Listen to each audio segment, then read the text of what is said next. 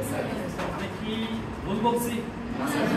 মানে মনে হচ্ছে যে আমরা এখানে থাকতে থাকতে মনে হয় দিন মান চলে যাচ্ছে কি যাচ্ছে না সেটা হয়তো উই হ্যাভ নো কনসার্ন। সেটা কি এমন?